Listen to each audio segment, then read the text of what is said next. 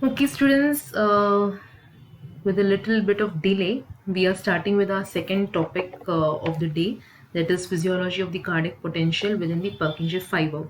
Just half an hour back, we did physiology of cardiac action potential in the uh, SA node and the AV node. And there, when I told you, I mentioned that the cardiac tissue is made up of two types of fibers. One is called as conducting fiber and the other one is called as contractile fiber. Which the thing that we did half an hour back, that is the slow action potential, is the action potential at the conducting fibers, that is SE node and the AV node. Let's understand how this action potential changes when it reaches to contractile tissue of the heart, that is the atrium, ventricle, and the Purkinje fiber. There are basic differences, and I have mentioned them when we were discussing slow as well. So we'll just quickly go into the basic differences between the two of them. So if you remember this slide, I have focused when we were doing the action potential of the slow. Just a second.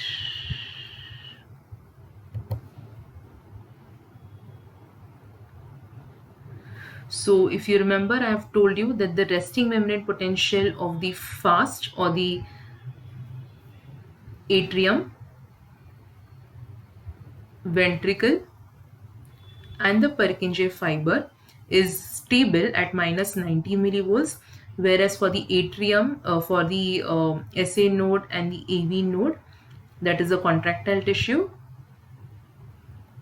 it is fluctuating between minus 55 to minus 60 millivolts. If you see carefully, this particular fast action potential is having 5 phases, that is phase 0, which is the initial depolarization, phase 1,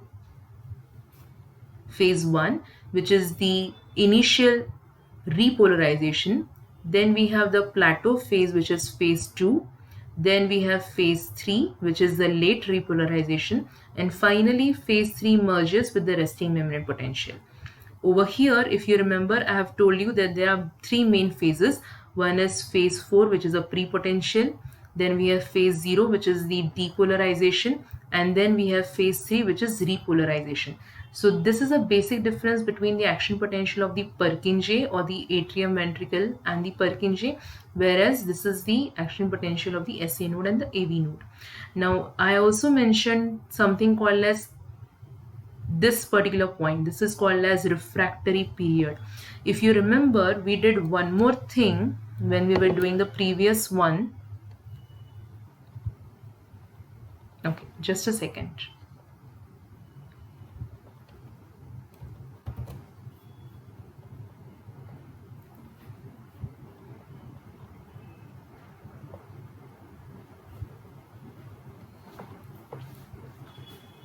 I also told you that the cardiac muscle has following properties. It is excitable, contractile,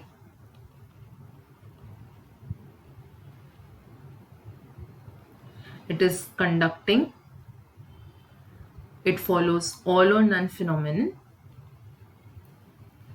it has long refractory period, and it is non-tetanizable and non-fatigable. If you see this diagram which I have showed you, okay,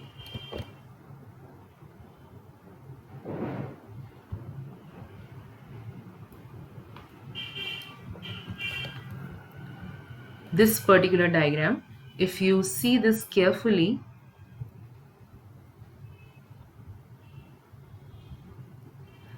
the total duration of the action potential in the cardiac tissue is roughly from 0 to 300 to 350 milliseconds.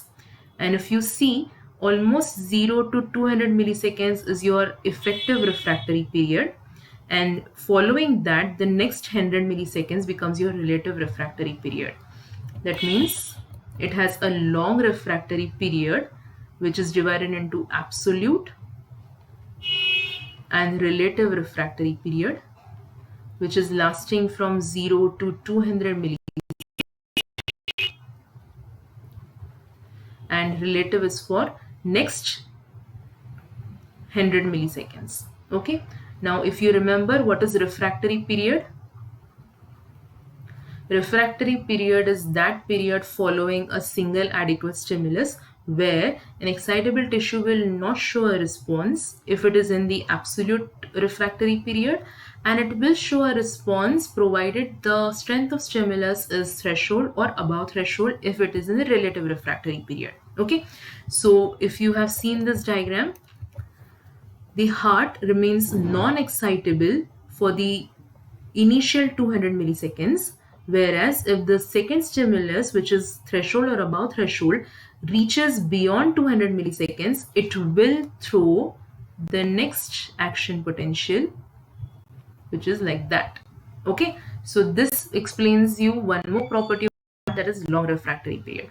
Now let's understand what is a physiology or the ionic potential of the fast action potential or fiber. As I have already mentioned, the resting membrane of the contractile tissue is very stable at minus 90 millivolts. I have told you there are 5 phases. The first phase is phase 0, which is from minus 90 millivolts to almost 0 and beyond, that is plus 30 millivolts. And this is basically because of opening of sodium channels which are fast, and that is why it is called as fast action potential. So there's an influx of influx of sodium. As we all know, extracellularly sodium is more, so there's influx of sodium through voltage gated fast sodium channels. This is additional point that I have mentioned. These channels can be blocked by certain toxins which are called as tetrodotoxin and saxitoxin. So phase 0, I have already told you, from minus 90 millivolts to 0 to plus 30 because of opening of fast sodium channels resulting into influx of sodium and movement of sodium from extracellular fluid to the intracellular fluid. If you have seen this diagram carefully, this phase is what I was talking about. Phase 0, which is sodium influx, and these are fast sodium channels.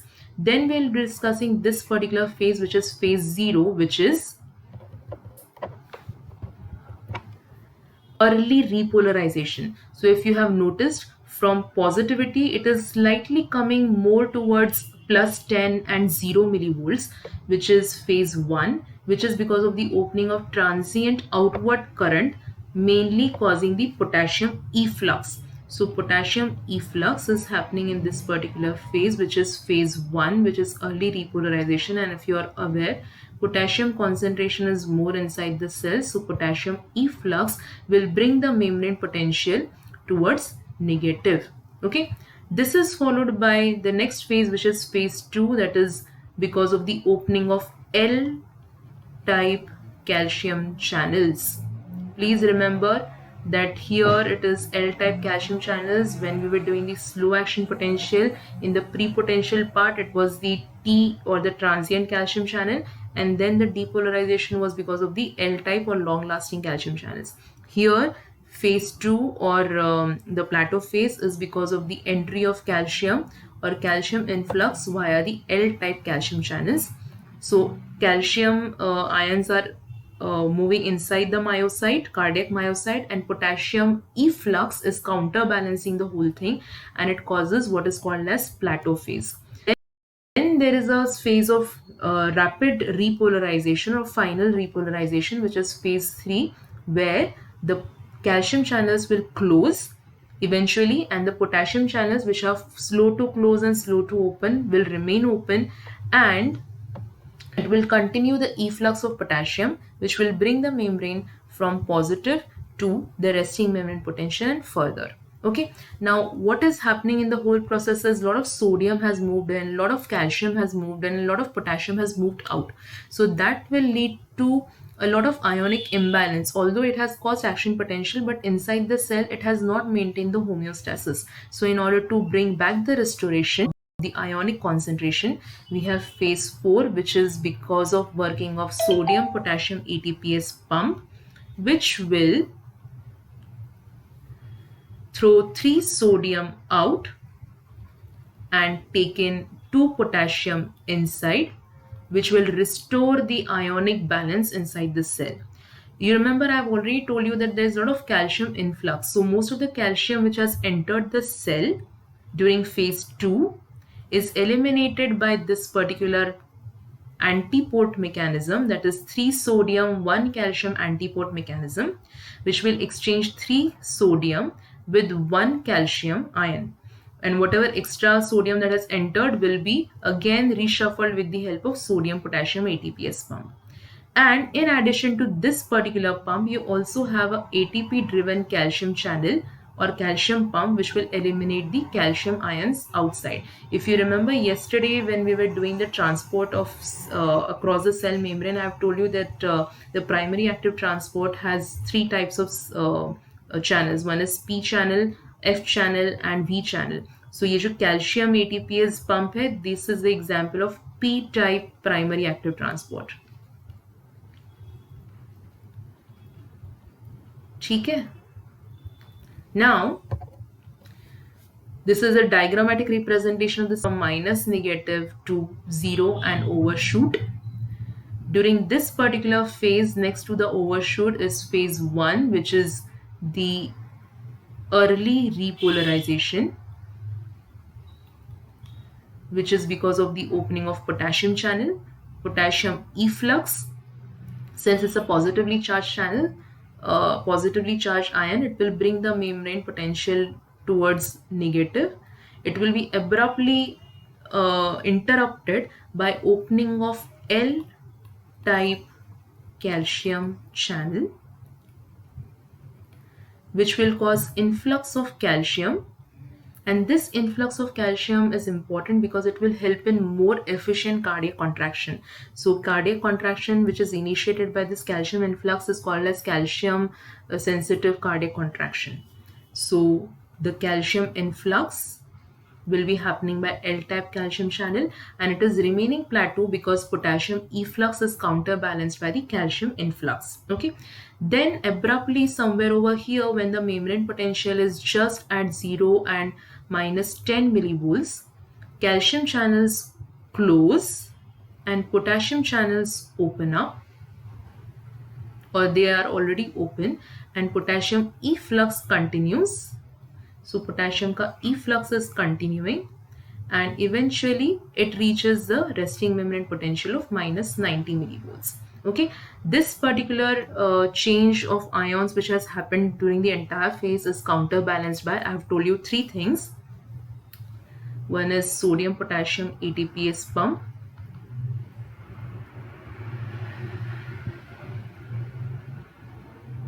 which is working in the presence of magnesium ion.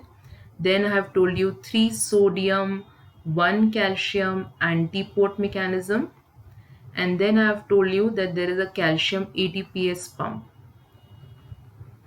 Okay, so these 3 channels will counterbalance all the changes which have happened during the action potential.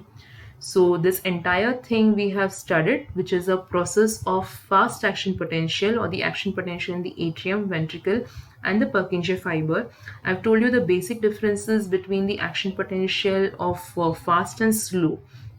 Fast is called fast because your sodium channels, which is causing depolarization in phase 0, they are fast to open and fast to close. Whereas over here in the SA node, these funny sodium channels which get activated during hyperpolarization are slow in its activity, and that's why this particular action potential is called as slow action potential. Okay, so having said this, we have discussed all the 5 phases. So phase 4, which is the resting membrane potential, phase 0, which is sodium influx, phase 1, which is early repolarization because of potassium efflux, phase 2, which is the process of plateau where calcium influx is balanced by potassium efflux, and here it is the opening of L-type calcium channels. Please remember these terminologies because a lot of MCQs are concentrated on these channels. So you need to know which channel opens precisely where, and we have discussed these calcium channels in detail when we were doing slow action potential. And then Abruptly at say 0 to minus 10 millivolts, calcium channels close and the potassium channels remain open, which will cause potassium efflux and the membrane will be repolarized. All the phases are given in tabular form. We'll quickly revise this. Phase 0, rapid depolarization due to entry of sodium ions through voltage gated fast sodium channels. I have told you they are blocked by two toxins that I mentioned. One is tetrodotoxin and the other one was saxitoxin. Then we have phase 1, which is the initial repolarization due to inactivation of fast sodium channels and efflux of potassium ions through transient outward potassium channels. Then we have phase 2, which is plateau phase, where efflux of potassium continues and it is counterbalanced by influx of calcium ions through L-type calcium channels. Since both are positively charged, inward movement it's counterbalanced by the outward movement and there's a plateau phase. Then we have phase 3, which is late repolarization because of continuing efflux of potassium through delayed rectifier potassium channel, and whatever changes in the ionic potential has happened is brought back to the resting membrane potential by sodium potassium ATPase pump. And I have also mentioned two more channels. We have 3 sodium, 1 calcium antiporter, and we have calcium ATPase pump. We'll also try to understand how these phases correlate with the ECG events, because some of the MCQs do concentrate on all these things. So phase 0, which is the rapid depolarization, coincides with phase P and the QRS complex, which is signifying the atrial and the ventricular depolarization. We have phase 1, which I have already told you is because of potassium efflux, coincides with J point of ECG.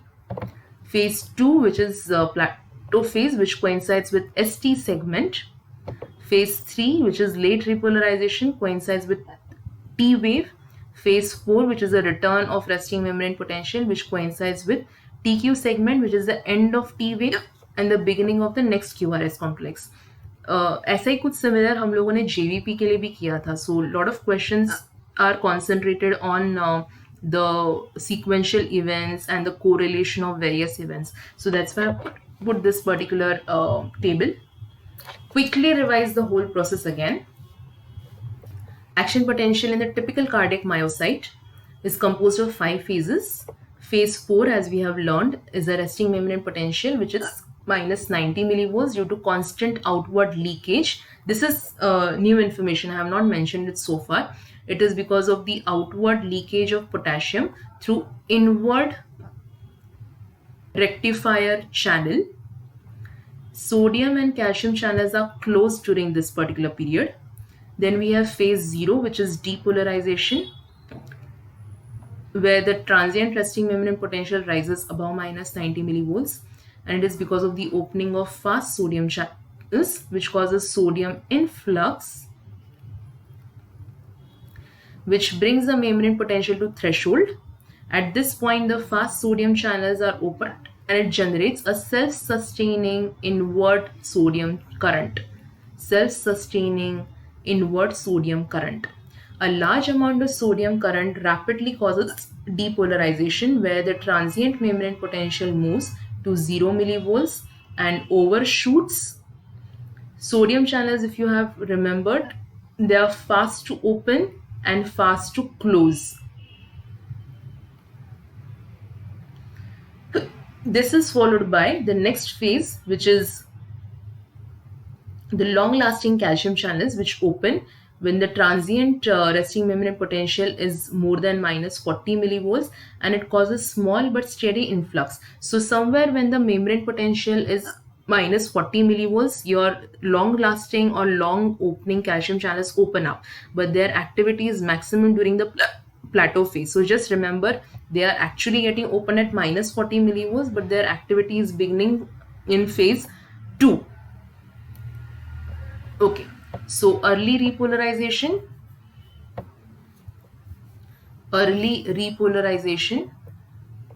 which is uh, opening of potassium channels. Potassium efflux brings it approximately to 0 millivolts. So from plus 40 it is going to 0 millivolts. Then we have the plateau phase. Remember, the L-type channels have already been opened, but the current was small. Over here there will be large opening of calcium channels, and calcium influx will happen in large quantity, and which will result into excitation contraction coupling. Potassium leaks out through delayed rectifier potassium channel, but the two are counterbalancing each other, and hence it maintains what is called as plateau.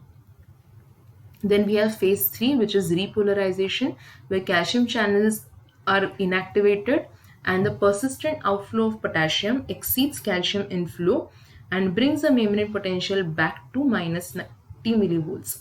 Normal transmembrane ionic gradients are restored by returning the sodium and the calcium to the extracellular environment and potassium inside the cell. This is included by activity of sodium calcium exchanger, calcium ATPase pump, and the sodium ATPase pump. See this particular diagram. Resting membrane potential minus 90. The total duration is roughly 300 milliseconds. Out of this, the initial 200 milliseconds is your absolute refractory period, and then we have the relative refractory period.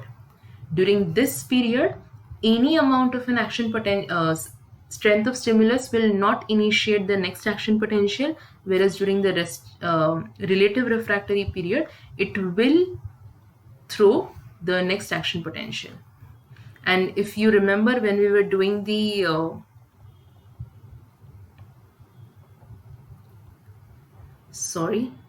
when we were doing the action potential of a nerve fiber, I did mention the physiology of the refractory period. So I will not repeat it over here. Maybe some other time we will repeat it.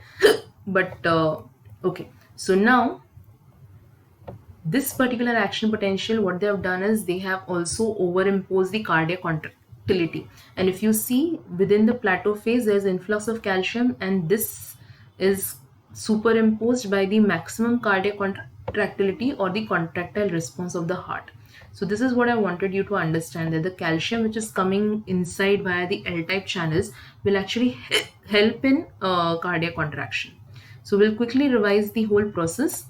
Action potential in the cardiac tissue travels down the T-tubules, which causes opening of small amount of calcium from the extracellular fluid, and it also causes release of large amount of calcium which is stored in the sarcoplasmic reticulum. Both of this will increase the cytosolic calcium, which will combine with troponin C. Troponin C calcium combination cause conformational change in the tropomyosin, which will move away from the active sites of actin, and the actin will be made available for the activity with myosin. There will be interaction between actin and myosin, which will cause cross bridges, and there will be moving of thin filament over thick filament, which will result into contraction. So this is the entire process of cardiac contraction, where we have started from the electrical activity, and we have gone inside the cardiac muscle to understand the whole contractility. Okay, so we have increased the calcium concentration inside the cardiac myocyte. Calcium will bind to troponin C, conformational change which will displace the tropomyosin from the active sites of actin. Cross bridge formation occurs when ATP hydrolyzes to ADP and phosphate. If you remember, myosin is made active because of the attachment of ATP, and ATP will hydrolyze to form ADP and phosphate. So this will initiate what is called as power stroke, where actin filaments will move towards the myosin, and this will release the ADP and phosphate, and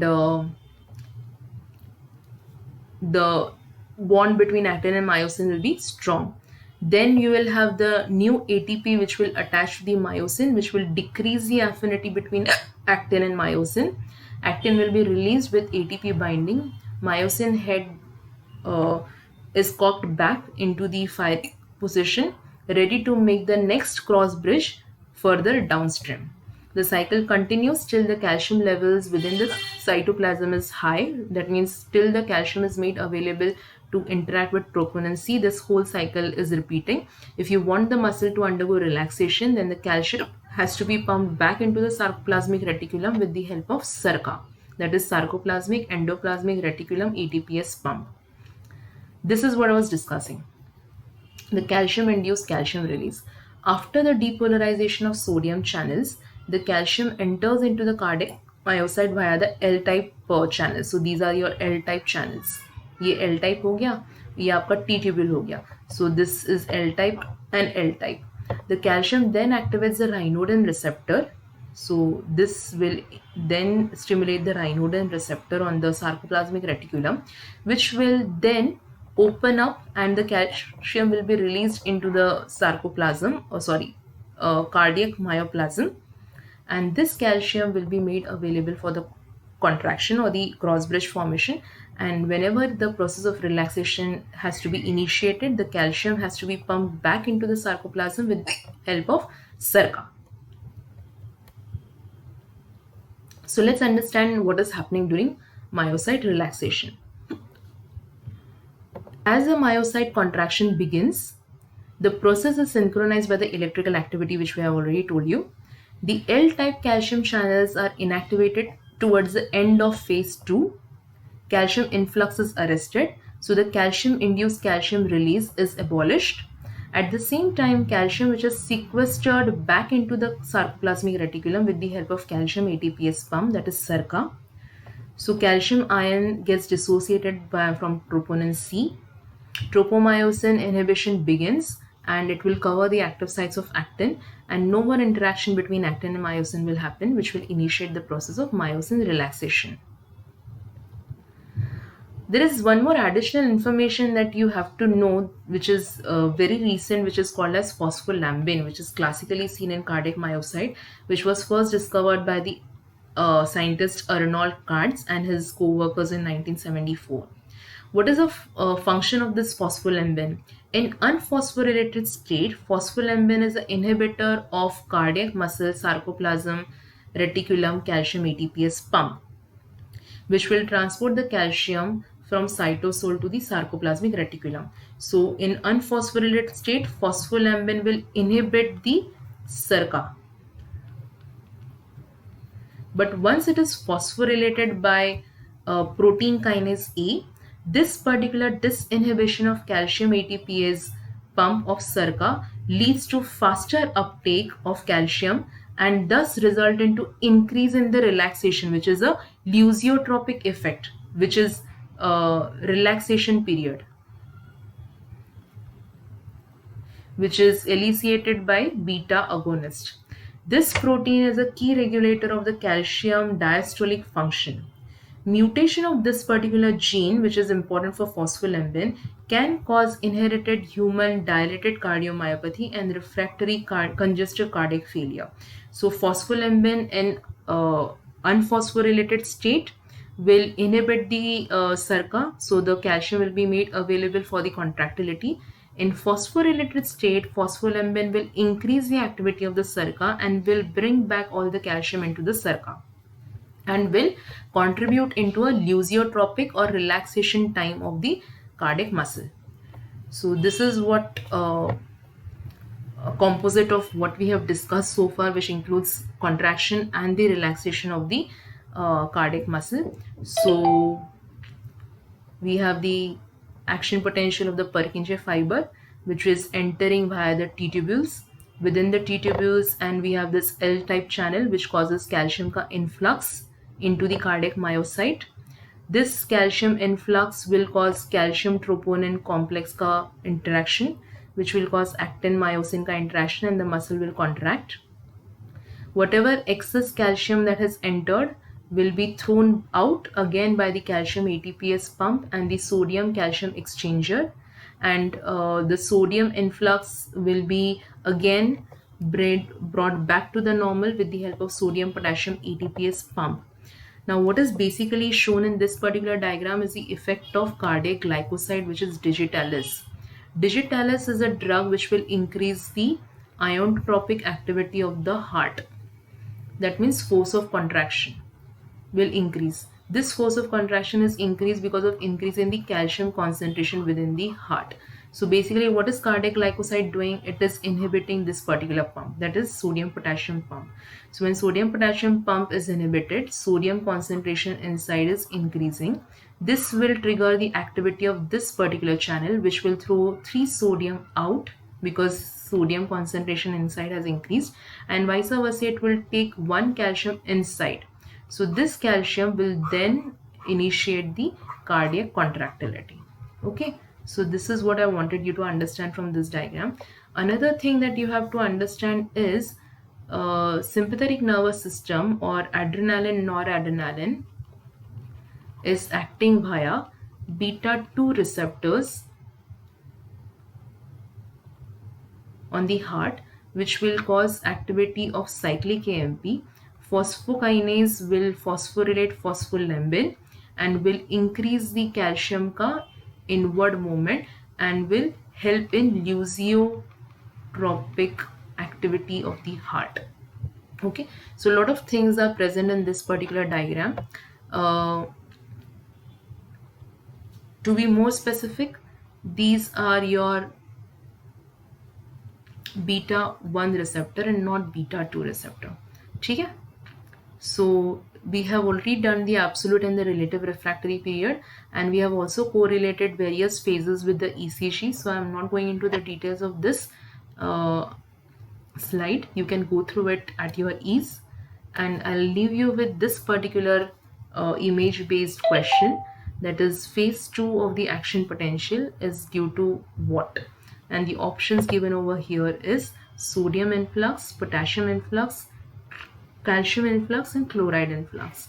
So we have phase 2, which I have already told you is a plateau phase because of the calcium influx, and to be more specific, to go into the details, it is L type calcium channel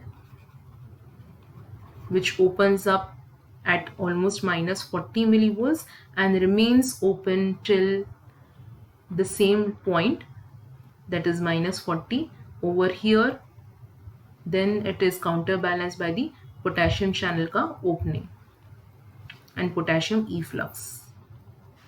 Okay, so just to add on to this particular information, it is the L type channel which is opening at minus 40 millivolts and it is counterbalanced by potassium efflux. Okay, so with this I would again, there's one more question, but it is same as the previous one, so I'm not going into the details of this.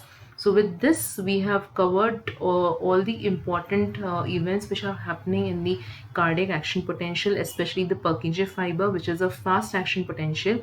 We have discussed various phases, we have discussed toxins which are affecting the channels, we have discussed the correlation with ECG, we have discussed the whole process of contraction and its correlation with the refractory period.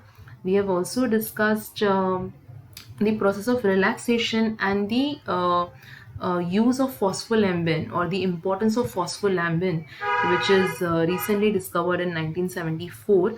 And I hope this particular discussion has cleared a lot of doubts regarding the action potential in the cardiac muscle, Purkinje fiber, or fast action potential. And with this, I would like to stop with the discussion. If you have any comments, doubts, you can post it on the channel, and we will discuss it in the coming classes. Thank you so much and all the best.